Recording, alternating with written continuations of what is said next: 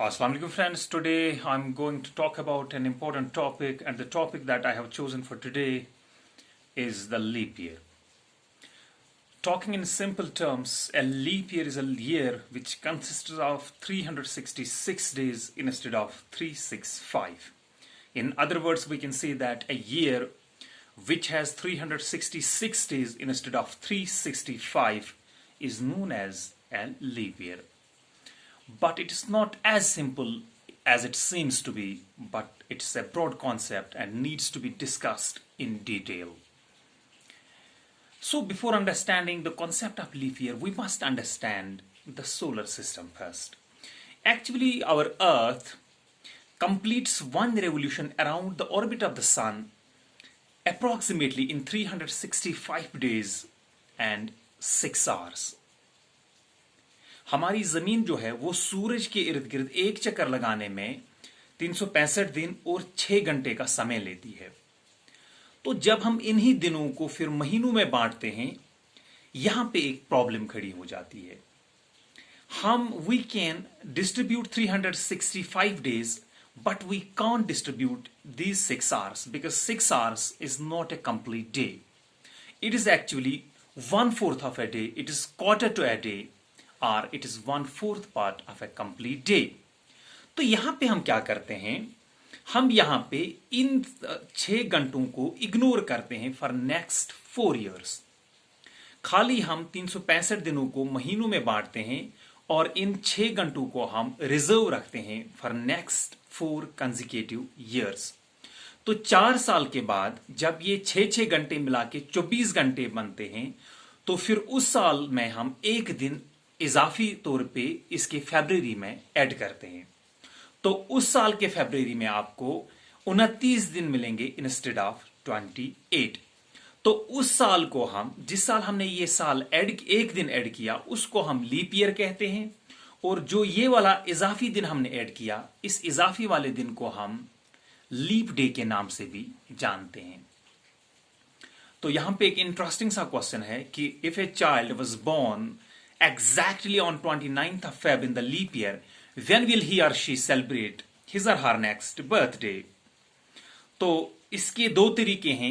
इधर और जो बच्चा इस दिन पैदा होता है एग्जैक्टली लीप ईयर के साल 29th of Feb को, उसको हम लीपलिंग भी कहते हैं या लीप ईयर बॉय भी कहते हैं।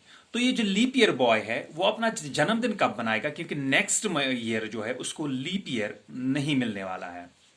Then he has either to celebrate it on 28th of Feb or he has to celebrate it on 1st of March next year.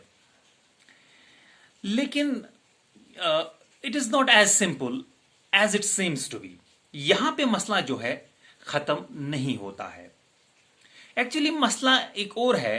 अगर हम देखेंगे 1692, इस हिसाब से अगर हम देखेंगे 1692 लीप ईयर है, इसी तरीके से 1696 लीप ईयर है। तो अगला लीप ईयर, अगर हम कहते हैं कि हर 4 साल के बाद लीप ईयर आता है, leap year comes after every 4 years, then 1700 must be a leap year. But if you'll Google it, you will find that 1700 was not a leap year. इसी तरीके से फिर 4 साल की गैप रखते हुए फिर 1800 फिर से लीप ईयर होना चाहिए, 1900 फिर से लीप ईयर होना चाहिए। Neither 1800 nor 1900 were the leap years, but 2000 was. तो ये क्या मसला है? यहां पे जो हम आमतौर पे बच्चे को कहते हैं that if you want to know whether a particular year is a leap year or not, we simply ask the child to divide that very particular year with 4. If it is exactly divisible by 4, then it is a leap year. If not, then it is not a leap year. लेकिन यहां पे ये formula जो है पूरी तरीके से work नहीं करती है। तो इसमें मसला क्या? एक्चुअली मैंने आपको पहले कहा था कि लीप ईयर जो हमारी अर्थ जो है, it completes one revolution around the sun in 365 days and 6 hours. लेकिन मैंने वहां पे, अगर आप गौर करोगे, मैंने लफ्ज इस्तेमाल किया था approximately. To be very precise and very accurate, our earth actually completes one revolution around the sun in 365 days, 5 hours, 48 minutes and 15 seconds. This is the exact time taken by the earth to complete one revolution around the sun. तो actually हम हर 4 साल के बाद 24 घंटे add करते हैं, जो कि हम एक्चुअल टाइम से 44 मिनट आगे चल रहे होते हैं, क्योंकि हर साल अगर हम 11 मिनट का डिफरेंस आ रहा, हम 6 घंटे ऐड करते हैं। Actually exact time taken by the अर्थ जो है वो है 665 दिन, 5 घंटे और 48 मिनट। तो यहां पे जब हम 60 मिनट से 48 मिनट माइनस करते हैं, 12 मिनट का फर्क आता है। तो 12 मिनट हम एक्स्ट्रा ऐड करते हैं अपने कैलेंडर में। तो इससे प्रॉब्लम क्या आती है, हम अपने कैलेंडर को आगे ले रहे होते हैं एक्चुअल टाइम से। तो इससे क्या मतलब मसला होगा, एक प्रॉब्लम आ जाएगी हमारे कैलेंडर में। हमारा कैलेंडर आगे चला जाएगा और हर 100 साल में अगर हम 44 मिनट एक साल में आगे जा रहे हैं, when we will multiply it with 100 we will get 4400 hours. हमको 4400 घंटे मिलेंगे। तो इनको डिवाइड करके आपको शायद, अगर हम इनको आवर्स में कन्वर्ट करेंगे, 73 घंटे बनते हैं, तो इनको डेज में कन्वर्ट करेंगे, you will approximately get 3 days. तो 3 दिन हर 100 साल में हम आगे जा रहे होते हैं अगर हम इस तरीके से चलेंगे। तो इस बग को रिमूव करने के लिए हम क्या करते हैं, व्हाट वी डू, हम सेंचुरी ईयर को स्किप करते हैं। 3 लगातार सेंचुरी ईयर्स को हम स्किप करते हैं, यानी कि वहां पे हम लीप ईयर ऐड नहीं करते हैं।